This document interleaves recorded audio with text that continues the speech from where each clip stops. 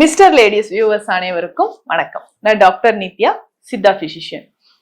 உடல் சோர்வு நிறைய பேர் சொல்லியிருப்போம்.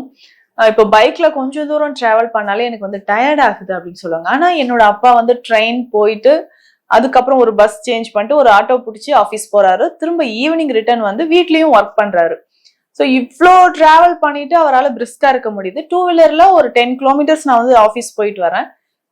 இதனால எனக்கு வந்து டயர்ட் ஆயிடுது. என்னால அப்பா செய்யற வேலையை என்னால செய்ய முடியல. அதே மாதிரி சில பேரண்ட்ஸ் வந்து சொல்லுவாங்க, என் பொண்ணு காலேஜ் போயிட்டு வரா, இல்ல ஸ்கூல் போயிட்டு வந்த உடனே அப்படியே டயர்டா ஈவினிங்ல வந்து கொஞ்ச நேரம் படுத்துடுறா, என்ன செய்யறதுன்னே தெரியல. அதுக்கப்புறம் நைட்டு ஒரு 7 o'clock 7:30 வரைக்கும் அது அப்படியே தூக்கத்திலேயே போயிடுது. ஸ்டடீஸ் டைம் வந்து மிஸ் ஆகுது. இந்த டயர்ட்னஸ் ஜென்ரலாவே நிறைய பேருக்கு இருக்கு. எப்பவுமே வந்து பார்த்தோம்னா ஒரு அம்மா சொன்னாங்க, என் மாமியார் வந்து இன்னுமே நல்லா இருக்காங்கங்க. ஆனா என்னாலதாங்க அவங்களுக்கு ஈக்குவலா என்னால ஒர்க் பண்ண முடியல.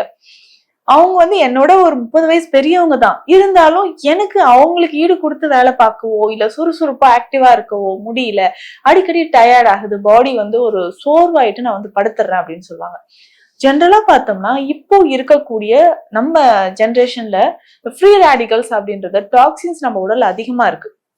பொதுவா முன்னாடி எல்லாம் பார்த்தோம்னா அடிக்கடி நம்ம உணவில் வந்து இந்த உடல் சோர்வுக்கான மருந்தோ இல்ல உடல்ல வந்து அதிகமா உஷ்ணம் இல்லாமல் இருக்கிறதுக்கோ டாக்ஸின்ஸ் வந்து ரிமூவ் ஆகிறதுக்கோ நிறைய மருந்துகளை வந்து மூலிகையாக செய்து அது உணவின் மூலயமாக நிறைய சாப்பிட்டுட்டு வந்தாங்க. அந்த மாதிரி சில விஷயங்கள் தான் நம்ம மறந்ததுனால இப்போ உடலுக்கு வந்து அதிகமா சோர்வு ஏற்படுறது, இந்த மாதிரி பிரச்சனைகள் இருக்கு. அதுல முக்கியமா பார்த்தோம்னா இப்போ ரசம் வச்சு சாப்பிடுறதே ஒரு மிகப்பெரிய மருத்துவ குணம் வாய்ந்த ஒரு விஷயம்தான்.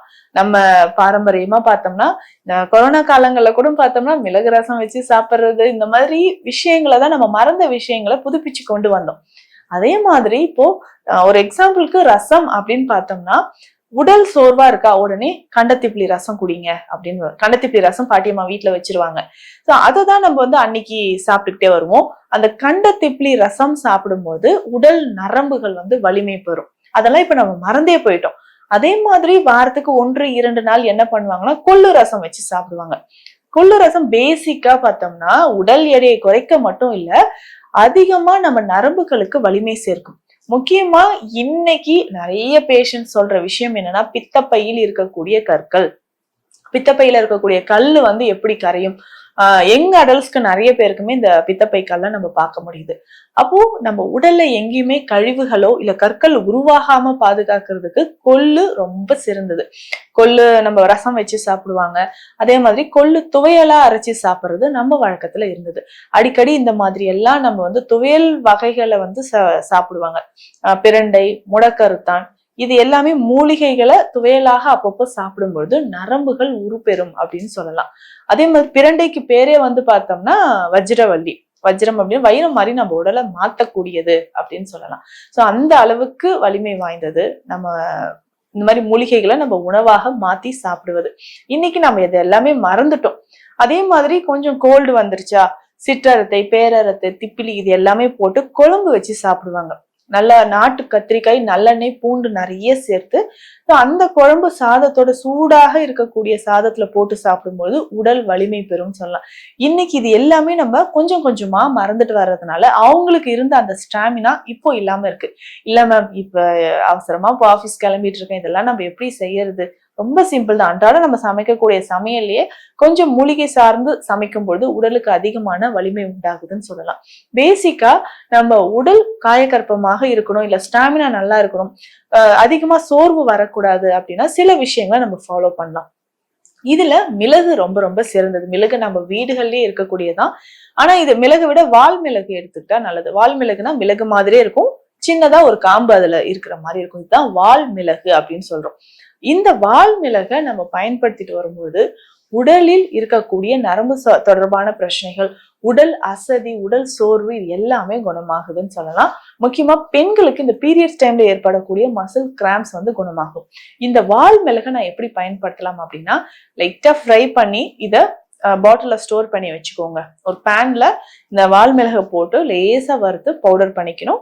இந்த பவுடரை அப்பப்போ நம்ம உணவிலோ இல்ல ரசம் வைக்கும் போதோ இல்ல நம்ம சாம்பார் செய்யறோம் அப்படின்னா ஒரு காரக்குழம்பு, வத்த குழம்பு செய்யறீங்கன்னா அந்த டைம்ல ஒரு 1/2 ஸ்பூன் இந்த வால் மிளகு பொடியை அந்த குழம்போட சேர்த்து நம்ம சாப்பிடும்போது உடல்ல இருக்கக்கூடிய அதிகப்படியான அந்த வலிகள் நரம்புகளுக்கு உரம் சேர்ப்பதற்கு இது பயன்படுதுன்னு சொல்லலாம்.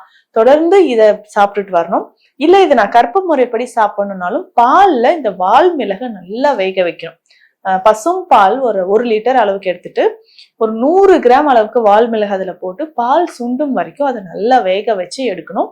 வேக வச்சு வெயில உலர்த்தினதுக்கு அப்புறம் இதை பவுடர் பண்ணிட்டு தேனோடு கலந்து ஒரு நாளைக்கு 2 வேளை சாப்பிட்டுட்டு வந்தாலும் அதிகமான பலனை இதன் மூலயமாக நம்ம பெற முடியும். அதுக்கப்புறம் முக்கியமா நம்ம கிளினிக்ல பாடி பெயினா இருக்கு, ஷோல்டர் பெயின் இருக்கு, ரொம்ப டயர்ட்னஸ் இருக்கு, ஹார்மோன் ரிலேட்டடா இருக்கக்கூடிய ப்ராப்ளம் இருக்கு அப்படின்றவங்களுக்கு மிளகரணை கற்பம் அப்படின்ற மருந்து கொடுக்குறோம். பல வருடங்களாக இந்த மிளகரணை மூலிகை நம்ம வயல் ஓரங்கள்ல வேலி பகுதியெல்லாம் பார்த்திருப்போம். 3 இலைகளா சின்ன சின்ன முட்கள் இருக்கிற மாதிரி இருக்கும். இந்த மிளகரணை இலைகளை பயன்படுத்தி செய்யக்கூடிய கற்ப மருந்து ரொம்ப சிறந்ததுன்னு சொல்லலாம். எப்படி நம்ம சீந்தில பயன்படுத்தி கற்ப மருந்து செய்யறோமோ அதே மாதிரி இந்த மிளகரணை கற்பம் அப்படின்ற மருந்து ரொம்ப ரொம்ப எக்ஸலண்டா நம்ம பாடியில இருக்கக்கூடிய பிரச்சனைகளை குணமாக்குறதுக்கு பயன்படுது.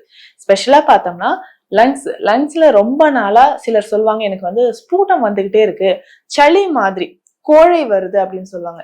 கலர்லெஸ் ஃப்ளூயிட் வருது, அது சளின்னு கூட சொல்ல முடியல, ஆனா இந்த மாதிரி கலர்லெஸ் ஃப்ளூயிட் வருது அப்படின்னு சொல்லுவாங்க. இந்த கண்டிஷனுக்கு இந்த மிளகரணை கற்பத்தை பயன்படுத்தலாம். அதுக்கப்புறம் பார்த்தோம்னா அடிக்கடி டைஜஷன் ரிலேட்டடா ப்ராப்ளம் வருதுன்றவங்க, பீரியட்ஸ் டைம்ல வரக்கூடிய மசில் கிராம்ப்ஸ், டிஸ்பனோரியா மாதிரியான கண்டிஷன் இருக்குன்றவங்க இந்த மிளகரணை கற்பத்தை பயன்படுத்தலாம். முக்கியமா கால்கள்ல அந்த காஃப் மசில்ல ஒரு மசில் கிராம்ப்ஸ், குதிகால் வலி இருக்கு, கெண்டைக்கால்ல அதிகமான வலி, வெரிகோஸ் வெயின் இருக்கு அப்படின்றவங்களும் மிளகரணை கற்பத்தை பயன்படுத்தலாம்.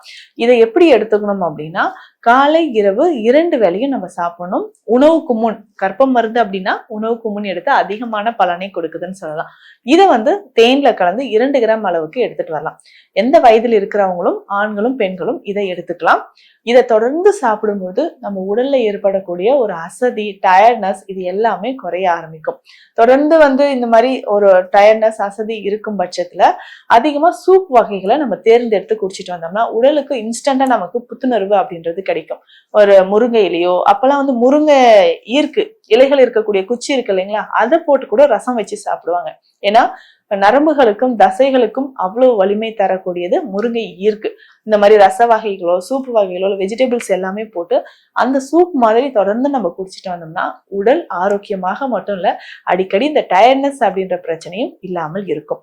இந்த பதிவு உங்களுக்கு பயனுள்ளதா இருக்கும்னு நினைக்கிறேன். மீண்டும் அடுத்த பதிவில் சந்திக்கலாம். நன்றி.